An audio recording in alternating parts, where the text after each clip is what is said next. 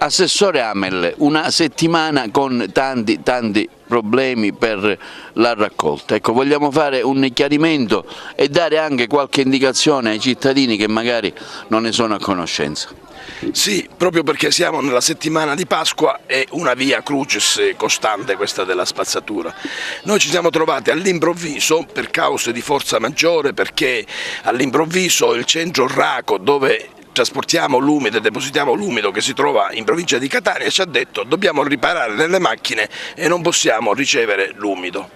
E allora abbiamo cercato di razionalizzare la situazione per creare i minori disagi possibili. Quindi lunedì abbiamo raccolto l'umido e siamo riusciti a smaltirlo in maniera veloce perché era l'unica possibilità. E domani, mercoledì, non possiamo raccogliere l'umido perché non abbiamo dove collocarlo. Quindi chiediamo ai cittadini di non esporre l'umido, perché è inutile, perché non viene ritirato. Verrà ritirato poi sabato, quando si dovrebbe ritornare alla normalità. Io chiedo scusa a chi ha questo disagio, ma deve pur comprendere che è una situazione che va oltre le nostre possibilità e oltre le nostre previsioni. Noi avremmo potuto fare, come hanno fatto tanti altri sindaci, fare un'ordinanza e dire l'umido non si espone. Invece stiamo cercando di trovare le soluzioni per creare i minori disagi possibili, quindi una sola volta, che sarebbe forse mercoledì, non si espone l'umido e poi tutto ritorna alla normalità.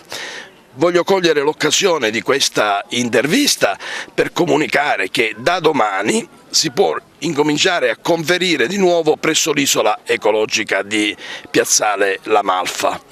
È ancora nella fase riorganizzativa, non riusciamo a fare la pesatura, però per chi ha piccoli ingombranti, per chi ha plastica, cartone, vetro, tutto quello che è il RAEE, che sono i rifiuti elettronici, può portarlo lì e troverà, diciamo, la persona che se lo prende e potrà depositarlo lì senza problemi, anche i pannolini e i pannoloni, diciamo. Quindi ripigliamo questo servizio che andrà in progressione, andrà a migliorare, perché praticamente adesso spenderemo 150.000 euro, non sono gravati sulle tasche dei cittadini, sono altri soldi che abbiamo recuperato per ristrutturare questo punto che diventerà veramente funzionale e perfetto.